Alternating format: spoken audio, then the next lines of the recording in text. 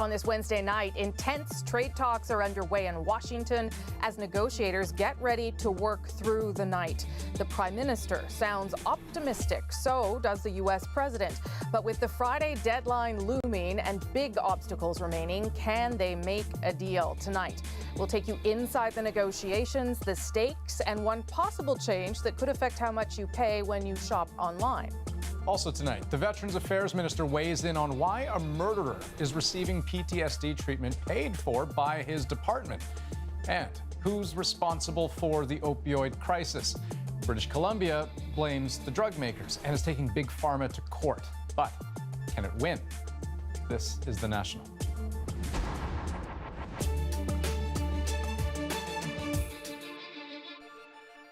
It's a race against the clock in Washington tonight. Negotiators from Canada and the U.S. are trying to do what they haven't been able to do for more than a year, hammer out a new NAFTA deal. Many significant issues still haven't been sorted out, and serious sticking points remain.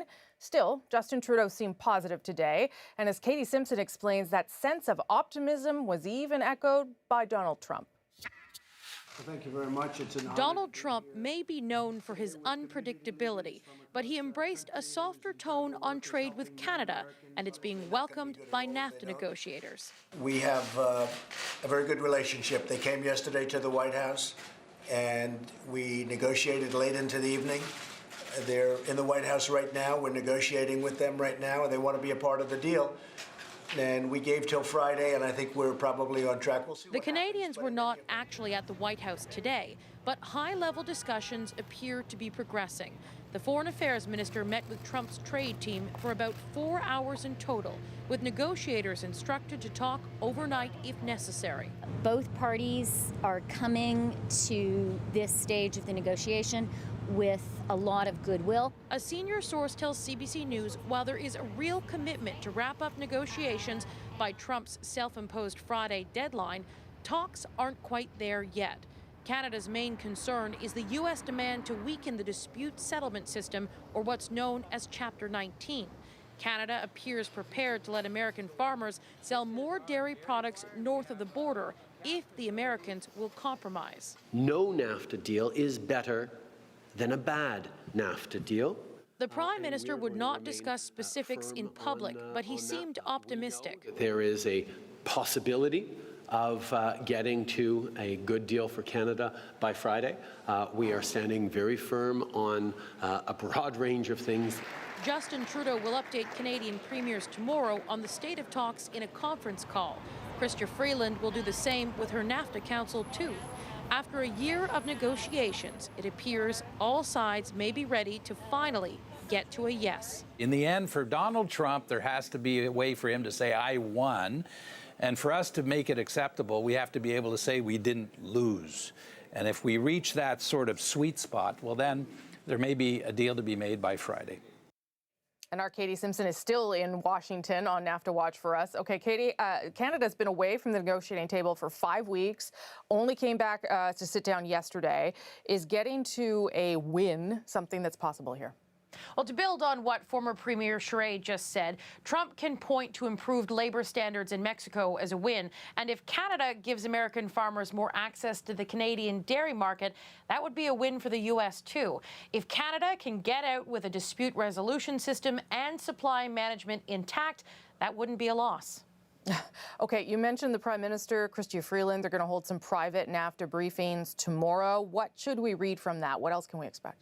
It's important to note the Prime Minister's office wants people to know about the Premier's briefing, suggesting it might have something positive to discuss privately. So that's a subtle hint we picked up on. But those high-level talks between Chrystia Freeland and her American counterparts, they're expected to keep going right on through till tomorrow. Okay, and you'll be there right until this thing gets wrapped up or not. Katie Simpson in Washington, thank you. Thanks. Canada also scored a big trade victory today. It has to do with stiff penalties levied by the Trump administration all the way back in January on newsprint from this country. A U.S. trade tribunal overturned that decision and said, no, you shouldn't be imposing tariffs on Canadian forestry workers. So this is really good news, but it's also something that we've been working very, very hard for. The U.S. slapped tariffs of up to 32%, claiming Canadian paper products hurt the American industry. The independent tribunal found that to be false and so scrapped the duties. And it's that kind of trade action that Trudeau points to as proof that Canada needs to preserve the so-called dispute settlement mechanism that's in NAFTA. You'll be hearing a lot about it. So what does that mean, and why is it such a big sticking point?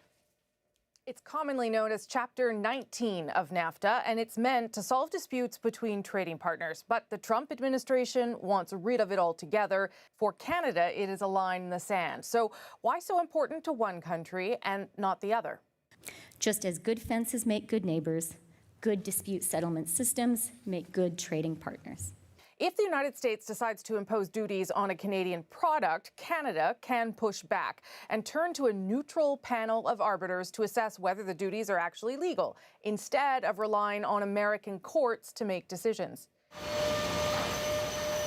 Canada has turned to Chapter 19 dozens of times and won, most recently about softwood lumber. But some Americans consider this kind of dispute resolution to be a potential threat to their sovereignty, including the U.S. Trade Representative. Why should a foreign national be able to come in and not have the rights of Americans in the American court system, but have more rights than Americans have in the American court system? Getting rid of such a measure could mean duties are just imposed and counter duties become the response and a trade war follows. At least one American study points out that Chapter 19 might work because Canada, the U.S. and Mexico have actually taken less trade action against one another than other non-NAFTA countries. Okay, here's another bit of NAFTA lingo if you're playing at home that you might not know, the de minimis threshold. So what is it? Well, it's the maximum value of online and mail order goods that you can import. If you're shopping online, for instance, below $20, you're laughing. Above that, you're going to get walloped with duties and taxes. And that number hasn't actually budged since 1985, before all that online shopping you're doing. Salima Shivji has the pros and cons of increasing it. This is an area we do a lot of work in over here. At this shipping warehouse just across the Canada-U.S. border, Here's another bicycle. Crow Smith checks packages for thousands of Canadian customers who shop online but ship to the U.S. In a lot of cases, if merchandise is made in the United States or in Mexico, there's no duties or anything, and they don't need a broker, and the savings really becomes significant. That is, if you successfully sneak your shopping across the border. People living in Canada coming into the United States and smuggling things back into Canada because the tariffs are so massive. No, we're treated horribly. It could get a lot easier for consumers if there's a change to Canada's de minimis threshold, allowing you to order more from American online sites without paying duty. Mexico just raised its limit to ink this week's trade deal. Washington is pushing Canada to do the same. Many Canadians think the $20 limit is sorely out of date. Canada has one of the lowest thresholds in the developed world. I think it's time that we all acknowledge that we're in a global economy, and Canadian consumers should be able to participate in that global economy. Very nice. But for many retailers, any talk of raising the de minimis level is a real threat. It would hurt. I mean, it doesn't make a lot of sense to give an advantage to a U.S. retailer when Canadian retailers are investing in their bricks and mortar and their online businesses here. He says jobs are at stake. But trade analysts say raising the limit could also be an easy concession for Canada, giving it one more chip to play at the bargaining table. Salima Shivji, CBC News, Toronto. Here's what else we're working on tonight on The National. Outrage from veterans across the country after CBC reported the government is paying for a convicted killer's PTSD treatment. Now, the Minister of Veterans Affairs weighs in. Plus, with legal pot on the horizon, how to make sure your kids aren't the ones suffering from side effects. But first, British Columbia is taking a stand against opioids and the companies pushing them. The opioid crisis across North America is now beyond severe, as BC well knows, and the cost has been astronomical. Dozens of U.S. states have already sued one of the major opioid makers to claw some of those costs back. And as our Renee Filipponi reports, today, British Columbia took legal aim at more than 40 companies it wants to hold responsible. This is a long overdue action for government to take. It's a first in Canada, a provincial government taking the makers of opioids to court. Pharmaceutical companies must take responsibility for their role and put the lives of people before profit. From addictions treatment to emergency response, the costs to the healthcare system are substantial. BC wants to be compensated, but won't give an exact figure. We can't yet know precisely the financial costs incurred by British Columbia as a result of the actions of these firms. The costs are rising every day. BC is basing its case on a 2007 court settlement in West Virginia. In it, drug manufacturer Purdue admitted to misbranding OxyContin with the intent to defraud or mislead. The province says if the BC Supreme Court certifies this class action, they will be asking other provinces and territories to join in the fight, and they likely will. New Brunswick has already voiced interest in taking the pharmaceutical industry to court over the opioid crisis.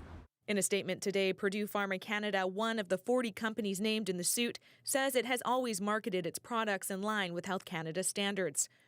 Critics say this move will do little to curb the current crisis. Do you want to go to the hospital and get checked out? We see it as a sideshow to the main event. The main event is a toxic, illegal drug market that is killing 4 British Columbians a day, and that's the problem that needs to be addressed with all of the efforts we can muster. That's him, like playing at the beach. For these parents, the reality of addiction is too real. Their son, 16-year-old Elliot Airchuk, was injured in sports and required multiple surgeries. He was given prescriptions to deal with the pain. We believe that's the point at which Elliot became dependent upon opiates. When his dose was cut back, Elliot turned to the streets for drugs and died from a fentanyl overdose this past April. Today's action's a step in the right direction. It's overdue, but better late than never. It's urgent, but it's a step. One step in BC's battle against the opioid crisis. Renee Filipponi, CBC News, Vancouver. So how long might this battle be? Well, considering the long, drawn-out fight, it's still locked in, BC is, with another powerful industry. This could be a case of hurry up and wait. BC sued tobacco companies for damages all the way back in 1998, the first Canadian province to do so. But 20 years later, they're still going in circles. The companies have dragged it out by launching a constitutional challenge, arguing that their parent companies should be excluded from lawsuits, and even seeking access to databases containing information on every person in BC who has received health care benefits, all of which were rejected. But the overall result speaks for itself. You can't lose if the case never ends. Still, Attorney General David Eby believes this new fight against Big Pharma is different. We've taken the learnings from the tobacco litigation, and they are significant, and applied them to this because there are a lot of similarities between the two. While the legalization date for another drug is fast approaching. Come October 17th, Canadians will be free to use recreational cannabis. But there's still many tricky issues to sort out. Tonight, our Katie Nicholson looks at a big one that's about as close to home as you can get. Walk into Tokyo Smoke, and the only thing that will get you buzzed is the coffee, for now. But like other cannabis shops, it also sells things to help you enjoy the not yet legal pot products. It's also selling parents who use peace of mind. So I have a 1.5-year-old. He's just starting to explore drawers, getting into things. That's one of the reasons the store sells these locking leather bags. So there is honestly no way for someone, a little kid with little fingers, to break into this. But elsewhere in Ontario, little fingers are getting into their parents' stash, and that's causing problems. A good search term is bad parent. Really? Because parents often, I'm such a bad parent, I had to call the poison center. Heather Hudson is with Ontario Poison Control, and she says one product in particular keeps coming up. So edibles are a real concern for us. They're in the form of candies and gummies and cookies and brownies, and that's enticing to anybody, certainly to a young child who doesn't know any better. And then there's teens who perhaps should know better. Health Canada says cannabis use in teens can put some at risk of developing mental illness and possible addiction later in life. That's why Dr. Joanna Henderson says parents need to start having open-ended, non-judgmental talks with their kids. One of the pitfalls that happens with parents is that they often go into the conversation wanting to tell their young person all of the bad things about whatever risk behavior it is, and in this case, cannabis use. And she says that just doesn't work. Over at Tokyo Smoke, Jenny Stengel has this advice to parents. Similar to how you would talk to your children about alcohol, I think having that open dialogue, I think just providing them with the information around cannabis, around the negatives, the positives. Cannabis and if that doesn't work, zip it up, lock it, and it is safe and sound from... There's always the lock and key to keep little and teen-sized fingers out of their parents' stash and hopefully out of emergency rooms. Katie Nicholson, CBC News, Toronto. Now, back when the plan to legalize was first announced, there was big public concern over safety and education, especially from parents. And as that doctor pointed out, communication is key, something Nova Scotia seems to have taken to heart with the release of a special kit to help parents through the transition. The kit's pretty straight up about the health risks and legal consequences of misusing weed. And it has page after page of advice for parents on how to talk to their kids about it. So some strong cautions in there. But what's striking is the calm, even-handed tone. It's informative without being dire. Heck, the whole awareness campaign even has its funny moments. You okay to drive? What do you know about pot? Like, have you ever tried it? And it all fits into the federal government's tone, too. Its ad, pretty family-friendly. Store cannabis securely and away from kids. And don't travel internationally. A story we first told you about last night is getting a lot of reaction again today. A man who got post-traumatic stress disorder after murdering a woman is getting treatment paid for by Veterans Affairs, even though he never served a day in the military. Today, there's growing anger amongst veterans, but as Tom Murphy reports, officials at Veterans Affairs are defending the policy. With his medals on the wall and his years of service long behind him, Fred Rideout, veteran, PTSD survivor since 2009, is angry. How the heck can someone that just got convicted of murder be given Veterans Affairs benefits? So he just had to ask Veterans Affairs why. Why does Christopher Garnier, who killed an off-duty police officer and rolled her body through town in a green bin, get to have Veterans Affairs pay for treatment for PTSD he acquired as a result of committing the murder, just because his father is a veteran? Please stay on the line for the next available analyst. Rideout waits patiently for his answer. Meanwhile, at the top, the chief psychiatrist for Veterans Affairs has been doing her best to explain, defend its policy to the media, never commenting on the specifics of this case. We provide care to family members, to spouses, when we know that it's in the benefit of the well-being of the veteran. As he waits, Rideout's list of questions grows. Surely, he asks himself, prisons have their own psychiatrists and psychologists. Do they really need to use veterans funding at all? Veterans Affairs, how can I help you? Yes. Veterans Affairs insists if vets ask for help for their family, they too could get it. In the course of this call, Rideout learns for the first time that his family has also been eligible for the same funding Garnier is receiving.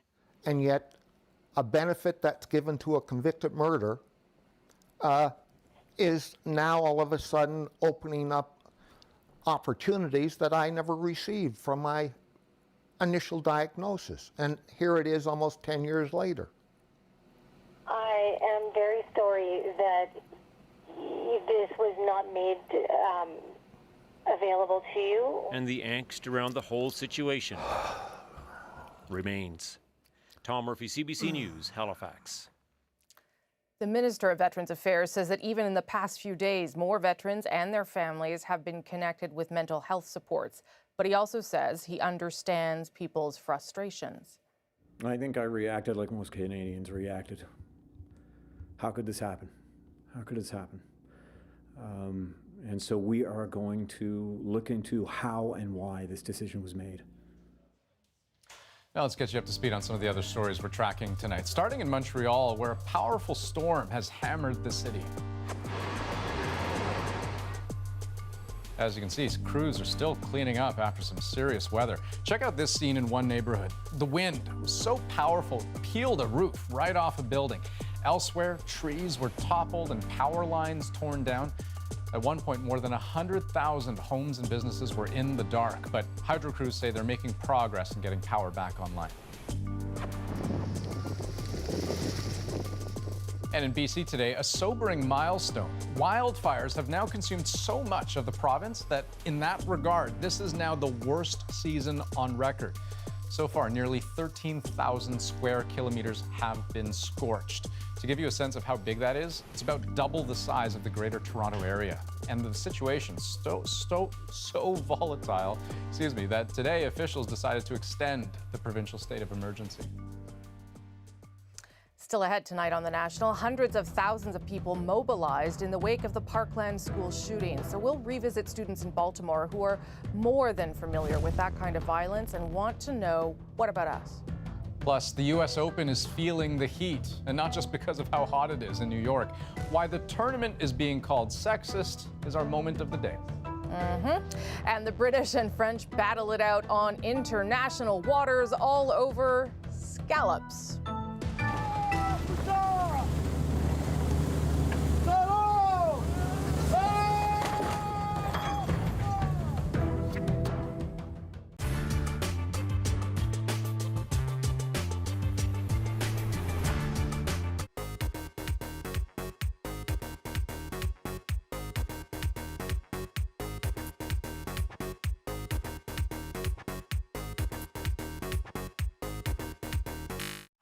It's the first Indigenous Fashion Week Toronto of this scope. It's bringing together a number of Indigenous designers and makers and craft artists from across the country, from Greenland also, and from America. It's pretty monumental in having all of these people in one place together.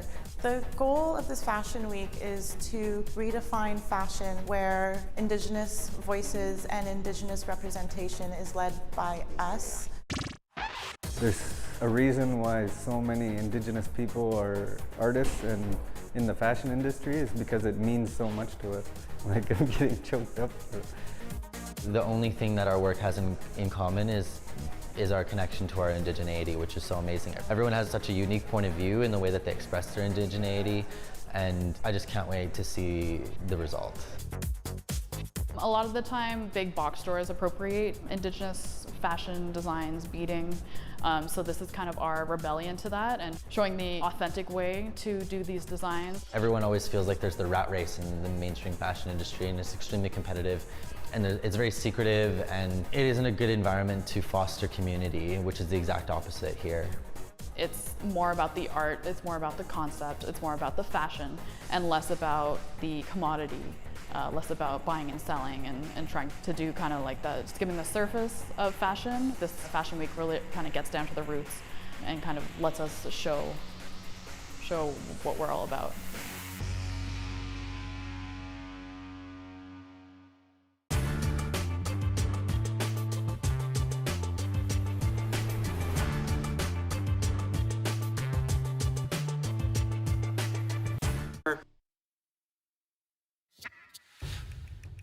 England and France, allies for 2 centuries, but a battle has been brewing. The French accuse the English of invading the coast of Normandy to scoop up scallops here.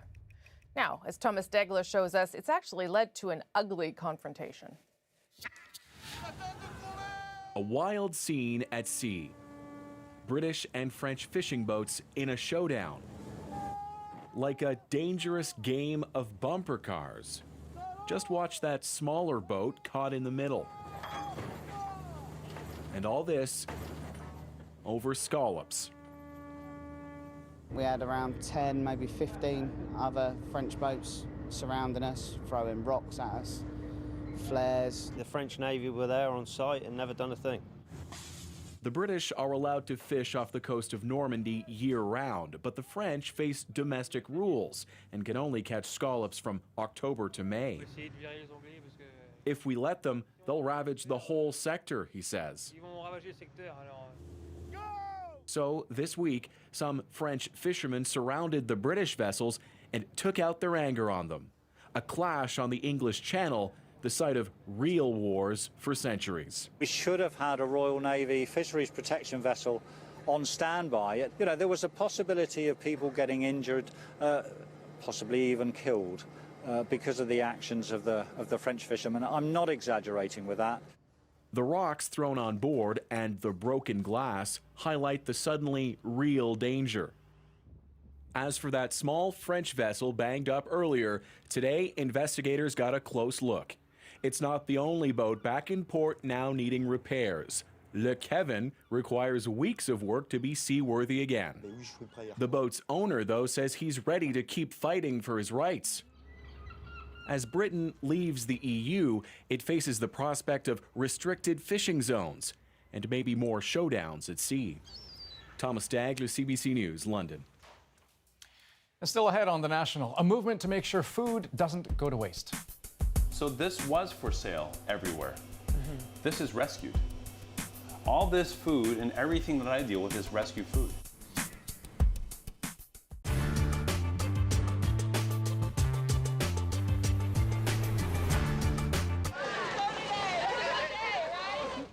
There were, as there had been on this and past shuttle missions, delays this morning. This time it was Florida's freezing snap. There were icicles on the launch gantry, and there was a 2-hour delay until NASA officials were satisfied there was no danger. The family of Krista McAuliffe, the first teacher, the first private citizen to be chosen for a space flight, watched the launch. And liftoff of the 25th Space Shuttle mission, and it has cleared the tower. Now controlling. Roger, roll, Challenger. Good roll program confirmed. Challenger now heading down range. For a whole minute, the launch went as planned.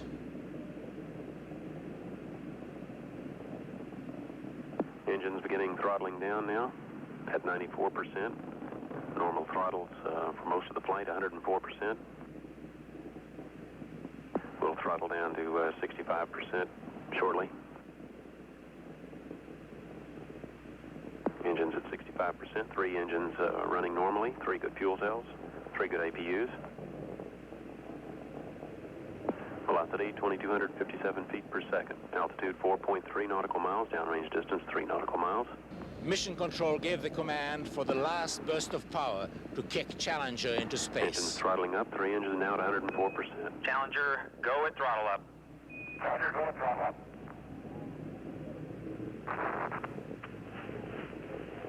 One minute, 15 seconds. Velocity 2,900 feet per second. Altitude 9 nautical miles. Downrange distance 7 nautical miles.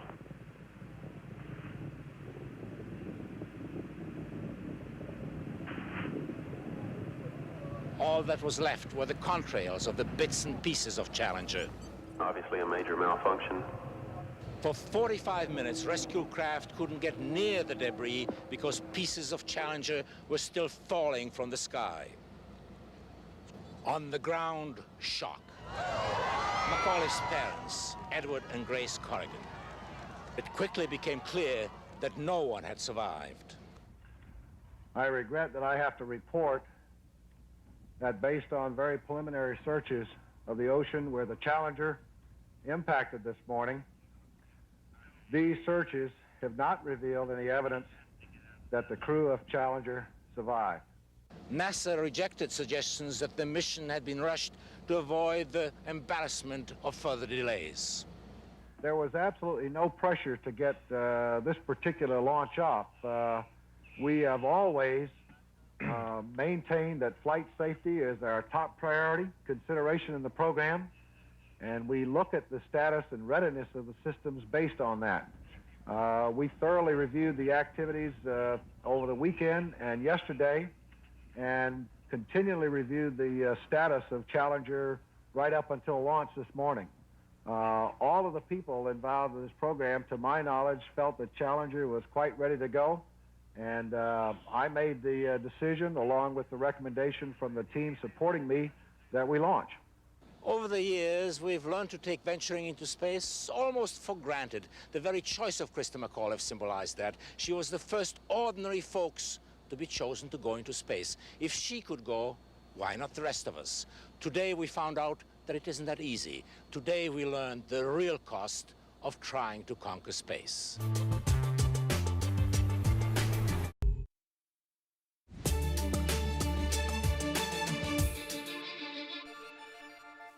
Tonight on The National, some wild video of an alleged road rage incident north of Toronto. So that's a man clinging to the hood of a car, traveling on a major highway, at times going up to 100 kilometers an hour. He told CBC News it all started when he refused to let another driver merge in front of him. He jumped in front of me and slammed on his brakes. So, yeah, and I thought it was over after that. Yeah, but it wasn't. Further up the highway, he says he was confronted again. The other driver reportedly got in front of him, slammed on his brakes, forcing him to stop. He says he eventually got out of his car to take a photo of the other man's license plate. The other driver then sped up and he ended up on the hood. Now, somehow he wasn't hurt after all that, and as you might imagine, police are now investigating. Having a person on the hood of your vehicle and you're going down the highway at highway speed is nothing short of the most extreme type of aggressive driving I've ever seen. Police want to talk with witnesses, and they're also trying to track down that driver. They say they want to hear his side of the story before exploring any possible charges. I think part of the North Korean problem is caused by our trade disputes with China, but China's having a very, very tough time. The U.S. president today blaming China for stalled nuclear talks with Pyongyang. It's not anything he hasn't suggested before, but these latest comments come just days after Trump called off a planned trip to North Korea by his top diplomat. Now, Trump continues to insist negotiations are doing well, but he warned on Twitter that if North Korea talks continue to stall out, he might restart joint military exercises with South Korea and Japan. And he threatened that they'd be, quote, far bigger than ever before. Well, if you love shoes, this may come as bad news to you. Town Shoes is shutting down. The U.S. company that owns the stores, DSW Incorporated, said it had poor sales and competition was too stiff. So all 38 stores across the country will be closed by January, which will affect about 400 employees. But DSW says it hopes to find them work at its other brands. It's his second serve. Is at match point, could be in, and there it is. Shapovalov drops to his knees. Well, another victory for Canadian tennis player Denis Shapovalov at the U.S. Open. Just in the last hour, he beat Italy's Andrea Seppi. It was a marathon match in sweltering heat, lasting 3 hours and 47 minutes. Shapovalov's next match at the tournament is expected to be another tough one, though. He faces Wimbledon finalist Kevin Anderson on Friday. Food waste is a big problem around the world. 1.3 billion tons big. That's how much gets thrown out each year. And in Canada, the average person tosses about 170 kilograms of food annually. It's a real problem that's bad for the environment. And think of the millions of people who go hungry around the world. It's all got Canadian entrepreneurs thinking. And Diane Buckner caught up with a few of them to see how they hope to keep all that food out of landfills. It's going to take a while to heat up. Chef Jagger Gordon hates the thought of people going hungry. Smells delicious. With a thriving catering business, he's almost always surrounded by food. So he was shocked years ago when his young daughter came home from a sleepover and told him there had been no breakfast for anyone. I always thought there was enough food for everyone. Why would someone not have food in their fridge in the morning? The realization that poverty and hunger were so close to home, while also seeing the incredible amount of food that goes to waste in his industry, turned this caterer into a crusader. We are feeding thousands of people a week and diverting tens of thousands of pounds a week of perfectly edible food that's destined landfills.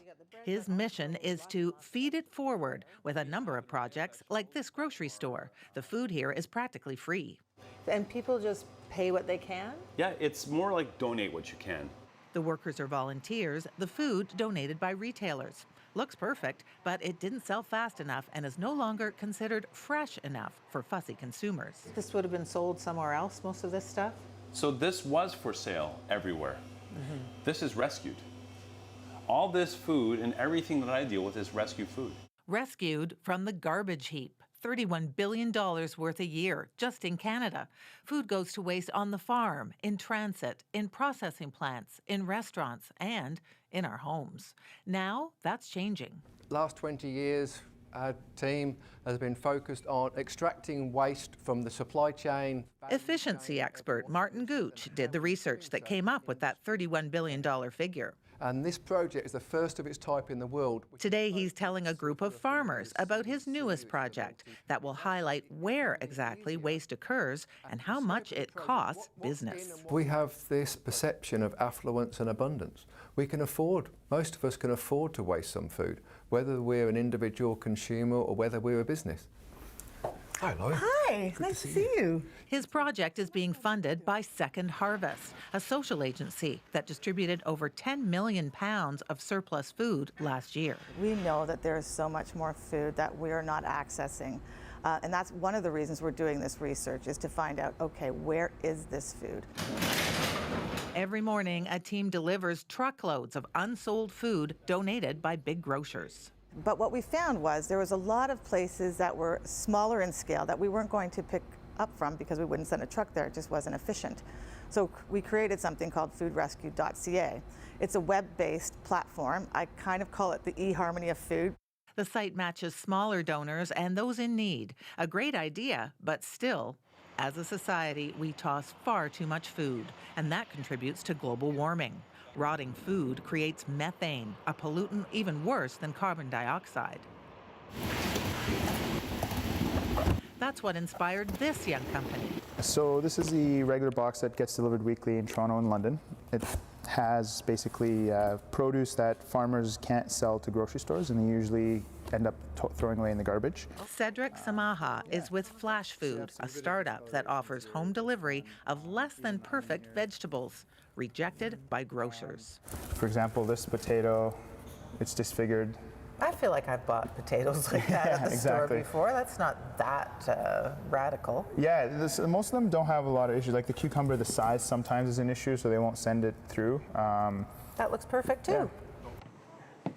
Flash Food is growing thanks to demand from customers like John Griffiths and Michelle Clark. Having a box delivered which is food that would normally go to waste because it doesn't look perfect is great. The service doesn't save them any money, but the home delivery is convenient, and they believe less waste will slow climate change. This summer's been so hot that it's going to get worse. Back with chef Jagger Gordon, he's taking his Feed It Forward idea to a new level. He's come up with an app that will allow anyone to share their extra food. You just take a picture of the product that you want to donate, any food item that's still edible in good standing. So a piece of pizza or even a truckload of tomatoes, you just take a picture of it. It uploads to a map so that whoever wants it can come get it. But the great thing is every city can now be in competition of who is saving how much food from the landfills and how much food is actually being given back to people in need.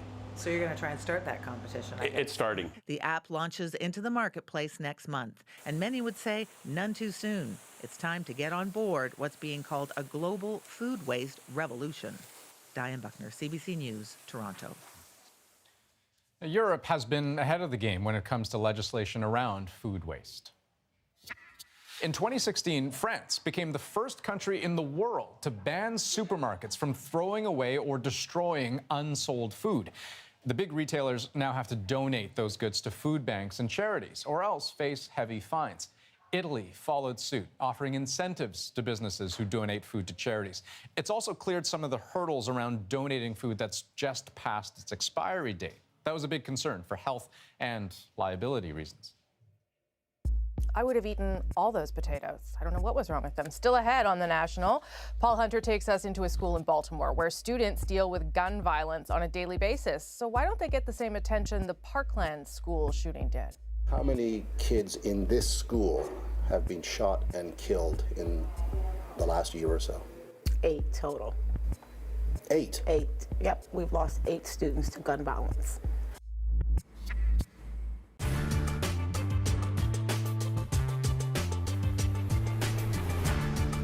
Number 9, Maurice Richard, breaks in savagely, breaks his stick,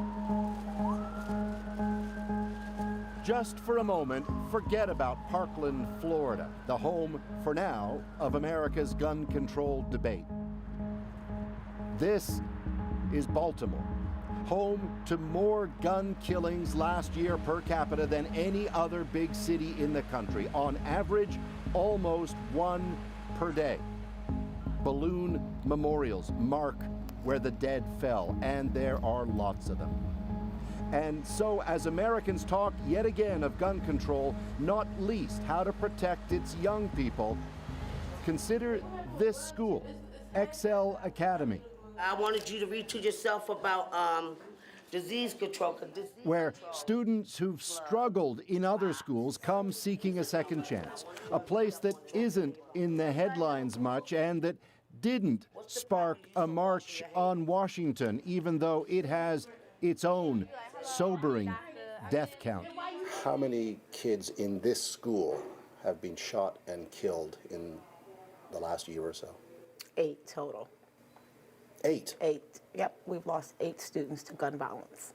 How do you feel about that? I'm overwhelmed, sometimes just tired. You don't imagine as a principal this is part of your job, but it is. To be clear, none of the 8 students were killed on school property. It was all out on the streets. Let's go, ladies who are waiting for me in my conference room. Everybody else, let's go. But as they gather for class on a week, yet another student from this school had been shot and wounded. Fear mixes with resignation, frustration with resentment. How many people here know somebody who's been shot? Raise your hand. 3 students who face not only that, but headlines these days that convince them no one's calling for tougher gun laws in their name. But a black person gets shot, do they do anything about it? No. When somebody got shot here, did Parkland come say something to us? No. Did we have a march? No. Baltimore doesn't get a voice all that big because the city is predominantly black. So since the city is predominantly black, they're not going to pay any attention to it. It's like they just don't care about black people. Yeah, I don't think they care about black people either. They might say they do, but your actions speak louder than your words. As we spoke, Michaela Gray's boyfriend was in hospital. It was he who'd been shot this week, just before school 2 days earlier. It barely made the news. Now people is getting killed in daylight. Not just at night, like in daylight. It don't matter where you at. You don't have to be involved in anything, any gang violence, any drugs, and still get killed. Do you hear gunshots? Oh yeah, frequently. But that's a part of the culture that's been accepted. For Munir Bahar, that's the problem, the culture of violence in Baltimore. He himself grew up in it, in and out of jail in his teens. He turned his life around. Now, he wants to change Baltimore and all of those who say it can't be done. There's a funeral almost every damn day of a young black man in this city killed by the hands of another young black man. That's not normal. I just refuse to accept that as normal. I refuse to just live my life and like, oh, it's all right, brothers die, it's a part of life, oh, it happens, it's the hood. No, that's not real, and I refuse to accept it. Who would like to challenge themselves? Raise your hand, please. Come on up, Wayne. Come on up, little man. His response, the gun problem is fixable from the bottom up. 1, 2. Munir started a program aimed at helping kids steer clear of violence. Yeah, my man got some strong legs. In a city where so many gun deaths are within the black community. I want to see a young, successful man. He teaches discipline, focus, respect, with the view turning kids into better people will achieve far more than merely protesting for tougher gun laws. Health, education, literacy, mental health, recreation. If we're not doing this, but we're just demanding that things change without the ingredients of the change, I think that's just an absence of logic. People have died so that you have an opportunity to show your brilliance. You know when you're doing wrong, but you also know when you're doing right. The vast majority of young black men dying by guns in America are not being killed. They're not dying by AR-15s. So ban AR-15s, cool. It changes nothing in terms of the problem of homicides in the black community. As it stands, the shootings here effectively never stop. So, up the steps and into the home of yet another family stung by gun violence, community workers Walker Gladden and Clayton Guyton. I want to start with how your week was. Want me to start? Don't matter. On this night, it's to meet with Keandre Greenidge. He was shot last year, one day after school. Says Keandre, guns are simply a fact of his world. He's 14 years old. That ain't gonna never end. You talking about gun violence? Yeah. Yeah, that's one thing that's going to stay forever. Is it that bad? Like that's normal? Normal to me. Right now, the sense of urgency is so great. Immediate response is so great that I don't have time to really wait. We got to move now. You know, we dying. We got to move. You know, our young people are dying. Our community is deteriorating. You know, I like to see his face from time to time. Walker's own son is among them, shot dead in 2016. That's him on the pendant. All those anti-gun demonstrations, they say, it's mostly people from a different America, pointing to the country's lingering racial divide on why the gun problems in mostly black Baltimore seem to get so little national attention. Our change is still not here yet because it's so difficult. But see, we up for it. So no, we're not mad with them because, and we're not really upset with them because we know, hey, it's easy for you. You can't stand up for the problems in our community without somebody looking at you and saying, you're an angry black man. We're still going in the back door. That's where we're at.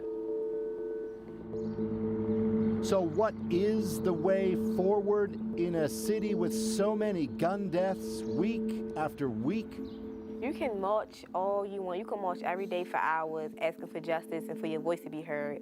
But if the people in the city not changing, then the violence isn't going to stop. I pray that something will change, but then, like I said, maybe it won't. A blunt assessment by those not yet ready to believe anyone outside the city's even listening. Paul Hunter, CBC News, Baltimore. Just to put that anxiety that the students feel into context, consider this for a minute. Back in February, Baltimore made national headlines after it went 11 days without a single homicide. That was the city's longest streak in several years. And it all started when a community group called for a ceasefire. Still ahead on the National. Her shirt was on backwards, so she changed it. What she didn't expect was to get a warning for it. I'm not sure. She just realized that. Oh, okay, well, let's change right here. How this brief moment at the U.S. Open sparked a larger discussion about sexism in tennis. That is our moment of the day. Next.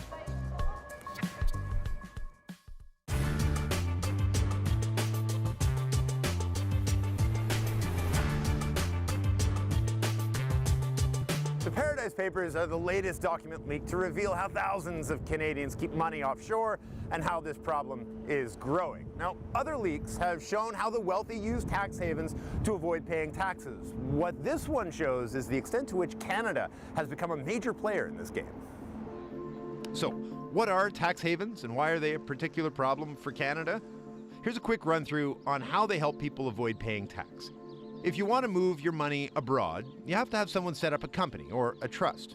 Pay someone to act as the director or trustee in that country, though they're usually a little more than a name on a paper.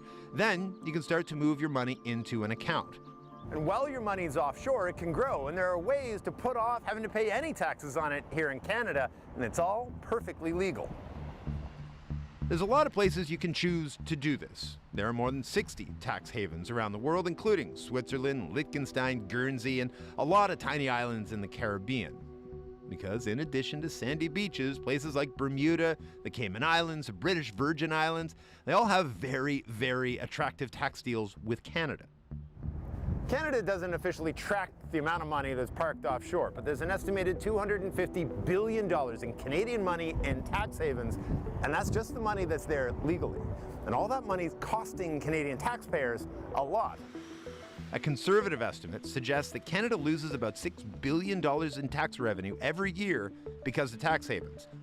Just to give you an idea, that's enough for 200,000 new childcare spaces, 650 safe drinking water systems on First Nations reserves, 18 Super Hornet fighter jets.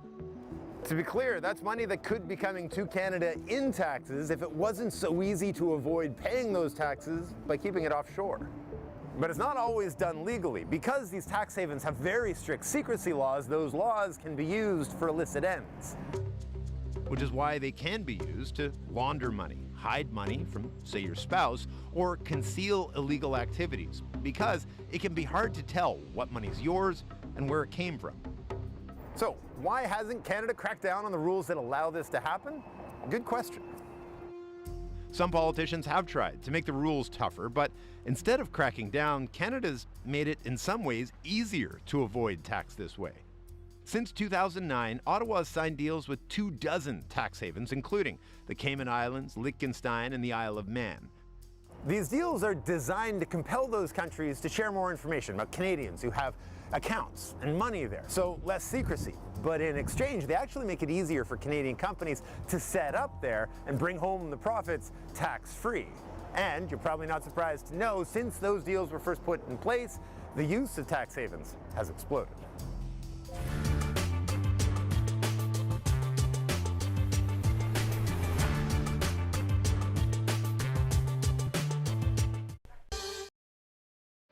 Looking for a special summer getaway? Here we are in New Denmark, New Brunswick. Join Johnny Harris for an exclusive episode. The oldest Danish community in Canada. I think all Canadians at some point have felt the Danish heritage, whether it be feasting on a flaky pastry or stepping on a Lego block in the middle of the night. This is New Denmark, New Brunswick. Stream this exclusive episode of Still Standing. Available September 4th, only on the CBC TV app.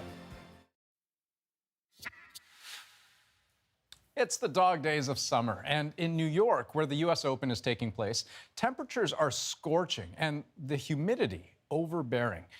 Many of the male players have been going shirtless between sets to stay cool, but when a female player briefly took off her top yesterday, she was told she was breaking the rules. It prompted an apology today from tournament organizers who were no doubt feeling the heat over accusations of a sexist double standard, and that's our moment of the day. She just realized that. She's only just okay, realized. well, let's change right here. So, France's Alizé Cornet had just returned from changing clothes during a heat-mandated break when she realized her shirt was on backwards. She had a sports bra on underneath, so she quickly took off her top and put it back on the right way. The whole thing only took about 10 seconds, but right after, to her surprise, the chair umpire gave her a warning. So what was the issue? Well, according to the Grand Slam rulebook, women should only change their attire in a break between sets in the nearest available locker room. But critics online, like the mother of Andy Murray, were quick to point out that male players take off their shirts all the time without being punished. Novak Djokovic, for example, took his shirt off for several minutes yesterday while cooling off. The U.S. Tennis Association responded today, saying it regrets this was handled as a code violation and has now clarified its policy, noting that all players can change their shirts when sitting in the player chair. And of course, the bigger picture here is that this isn't the first misstep of its kind in the tennis world. Serena Williams, when she came back from maternity leave, there was the controversy around her ranking and how that affected her seeding in tournaments. People, in effect, saying she was punished for going on mat leave. Her catsuit, which is quite a striking thing in and of itself. Tennis officials famously wanted to ban that for the future. And so she wore a tutu, which was striking in its own right. And surprise, surprise, she won when she played that game. I have many things to say about this, probably longer than we have for this exact moment tonight, but I'll use Billie Jean King's response. She said on Twitter, of course, the tennis icon, she said on Twitter that the policing of women's bodies must end. It's about tennis, not what they're wearing. I'm done now. That's the National for August 29th. Good night. Good night.